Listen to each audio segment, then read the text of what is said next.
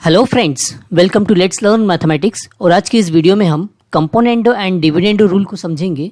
Componendo and dividendo rule proportion की एक property है जिसका यूज़ मैथमेटिक्स के कई सारे चैप्टर्स में किया जाता है और इसकी मदद से हम टिपिकल प्रॉब्लम को इजी फॉर्म में कन्वर्ट कर सकते हैं।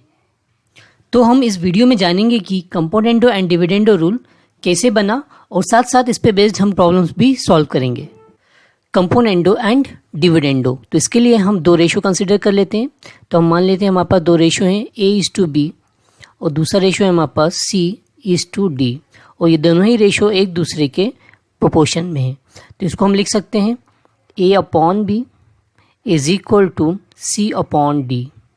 ठीक है, इन दोनों ही रेशो में अगर हम 1 ऐड कर दें, जैसे A/B plus of 1 is equal to C/D plus of 1, तो दोनों ही रेशो अभी भी आपस में इक्वल होंगे क्योंकि हमने सेम नंबर दोनों साइड ऐड किया है। ठीक है, अब इसे आगे सॉल्व करते हैं। सॉल्व करने पर यह हम एलसीएम ले लें, तो एलसीएम आ गए हैं हमारे पास बी का मल्टीप्लिकेशन इस फर्स्ट टर्म के साथ होगी तो बी से बी कैंसिल हो जाएगा, तो बचेगा हमारे पास ए, और बी का मल्टीप्लिकेशन 1 के साथ होगा तो ये हो जाएगा बी।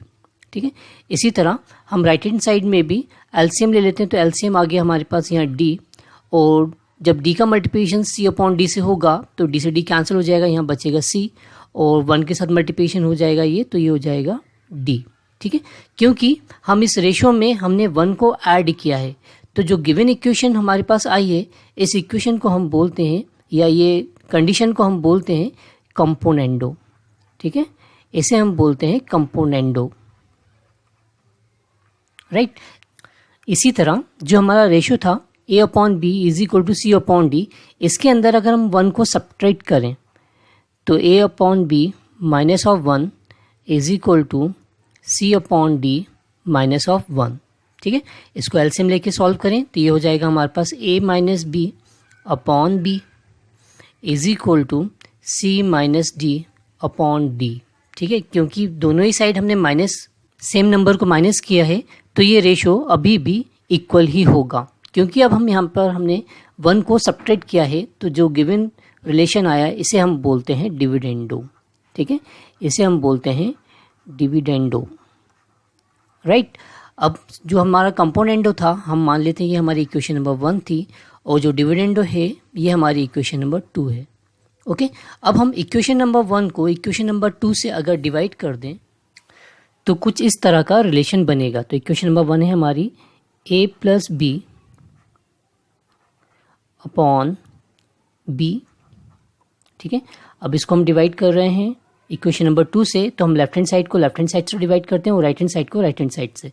तो A+B upon B whole upon A-B upon B, right, is equal to C+D upon D whole divided by C-D upon D, right. अब हम डिनोमिनेटर का रेसिप्रोकल लेकर न्यूमरेटर से मल्टीप्लिकेशन करते हुए ऐसा लिख सकते हैं A+B upon B into B upon A-B is equal to, right hand side में भी कुछ ऐसे ही करें।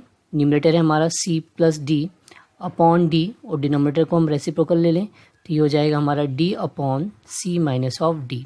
ठीक, अब यहाँ पर B से B कैंसिल हो गया, D से D भी कैंसिल हो गया, तो हमारे पास जो बचा है A+B upon A-B is equal to C+D upon C-D।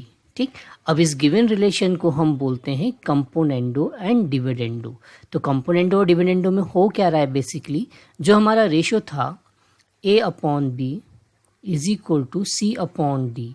ठीक, तो जब हम इस रिलेशन में कंपोनेंडो और डिविडेंडो अप्लाई करते हैं तो हम करते ये हैं कि जो न्यूमरेटर है हमारा A, उसमें हम डिनोमिनेटर को ऐड कर देते हैं, अपॉन में जो न्यूमरेटर है उसमें हम डिनोमिनेटर को सब्ट्रैक्ट कर देते हैं, इज इक्वल टू जो हमने प्रोसेस यहाँ की है, जो स्टेप्स फॉलो हमने यहाँ किए हैं वही हम राइट हैंड साइड भी करेंगे।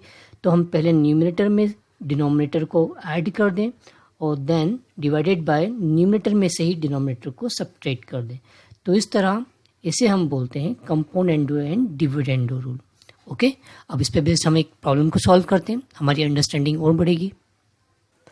अब इस पे बेस्ड हम एक क्वेश्चन को सॉल्व करते हैं, सॉल्व फॉर एक्स। ठीक है, और यहाँ पर हमको एक रिलेशन दिया गया है, ठीक है, और हमको यहाँ पर एक्स की वैल्यू बतानी है।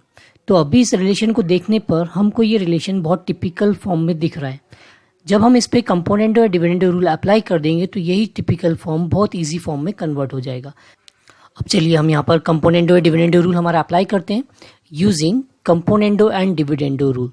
तो जो हमारा न्यूमरेटर है under root of 3x plus 4 plus under root of 3x minus 5, इसके अंदर हमको डिनोमिनेटर को ऐड कर देना है। तो हमने यहाँ पर जो हमारा न्यूमरेटर था 3x plus 4 plus 3x minus 5, sorry इनका स्क्वायर रूट भी, इसमें हमने ऐड कर दिया डिनोमिनेटर को 3x plus 4 under root of minus under root of 3x minus 5 को। ठीक है, और हमने न्यूमरेटर में से डिनोमिनेटर को यहाँ सब्ट्रैक्ट भी करा है, इसके होल डिवाइड में जो आ रहा है डिनोमिनेटर में। ठीक, जो हमने rule left hand side apply किया वही रूल हमको राइट हैंड साइड भी अप्लाई करना पड़ेगा। अब यहाँ पर 9 के नीचे कुछ भी नहीं है तो हम 9 के नीचे हम 1 सपोज कर सकते हैं। तो हमने न्यूमरेटर है हमारा 9 और डिनोमिनेटर है 1, तो न्यूमरेटर में हम न्यूमरेटर और डिनोमिनेटर को ऐड करके लिखते हैं और डिनोमिनेटर में हम न्यूमरेटर में से डिनोमिनेटर को सेपरेट करते हुए लिखते हैं। ठीक है, तो यहाँ पर हो गया 9 प्लस 1 अपॉन 9 माइनस ऑफ 1। अब इस रूल को अप्लाई करने से हमारा फ़ायदा ये हुआ कि यहाँ पे कुछ टर्म्स कैंसिल हो गए हैं, जैसे यहाँ पर under root of 3x minus 5 cancel हो गया है minus of under root of 3x minus 5 से। ठीक है, इसी तरह डिनोमिनेटर में जो नेगेटिव का आ रहा है हमारे पास रूट ऑफ 3x प्लस 4, ये plus of root of 3x plus 4 से ये कैंसिल हो जाएगा। ठीक है, अब इस माइनस का मल्टीप्लिकेशन यहाँ होकर ये जो साइन है ये प्लस का हो जाएगा। तो न्यूमरेटर में हम ऐड कर दें इन दोनों को, दोनों की भी सेम क्वांटिटी है, दोनों को आपस में ऐड किया तो ये हो गया हमारे पास 2 times of under root of 3x plus 4, और डिनोमिनेटर में भी यहाँ पर इन दोनों टर्म्स को हम आपस में ऐड कर सकते हैं। ठीक है, तो ये भी हो गया 2 times of 3x minus 5 is equal to 9 plus 1 10 और 9 माइनस 1 8, राइट। अब 10 और 8 को हम 2 से कैंसिल कर सकते हैं, तो ये हो जाएगा हमारे पास 2 5 ज़ा 10 और 2 4 ज़ा 8। ठीक है, तो हमारे पास ये रिजल्ट बना। अब हम इसकी स्क्वायरिंग कर दें दोनों ही साइड की, तो स्क्वायर करने पे ये स्क्वायर रूट कैंसिल हो जाएगा लेफ्ट हैंड साइड में, और राइट हैंड साइड में 5 का स्क्वायर हो जाएगा 25, 4 का स्क्वायर हो जाएगा 16। ठीक है, अब यहाँ पर हम क्रॉस मल्टीप्लिकेशन कर लेते हैं, तो 16 का मल्टीप्लिकेशन होगा 3x प्लस 4 से और 25 का मल्टीप्लिकेशन होगा 3x माइनस ऑफ 5 से। ठीक है, तो मल्टीप्लिकेशन फॉर्म में कुछ इस तरह लिख सकते हैं, 16 और 25 का हम अंदर मल्टीप्लिकेशन करें तो कुछ ऐसा हुआ।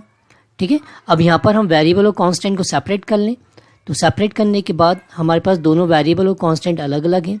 वेरिएबल्स को आपस में ऐड करें और कांस्टेंट को आपस में ऐड करें तो हमारे पास 27x इज इक्वल टू आ गया 189, और जब हम 189 को 27 से डिवाइड करेंगे तो हमारे पास x का रिजल्ट आ गया जो कि हमको फाइंड आउट करना था। तो हमने कंपोनेंडो और डिविडेंडो रूल की मदद से इस टिपिकल से दिखने वाली प्रॉब्लम को बहुत इजीली सॉल्व कर लिया है। अगर हमको ये रूल हम यहाँ अप्लाई नहीं करते तो इसको सॉल्व करना बहुत टिपिकल हो जाता। उस केस में हमको यहाँ पे क्रॉस मल्टीप्लिकेशन करना होता है, देन स्क्वायर करना होता है, तब भी स्क्वायर रूट खत्म नहीं होता, हो सकता है हमको और भी स्क्वायरिंग करना होती। ठीक है, तो बेटर है कि हम कंपोनेंडो और डिविडेंडो रूल का यहाँ यूज़ करें और इस तरह की प्रॉब्लम्स को ईजी बना लें। Is that clear? क्लियर है ये क्वेश्चन? अगर आपको ये मेरा वीडियो पसंद आया है तो वीडियो को लाइक कीजिए, चैनल को सब्सक्राइब कीजिए और अपने फ्रेंड्स को इस चैनल के बारे में सजेस्ट कीजिए। Thanks for watching.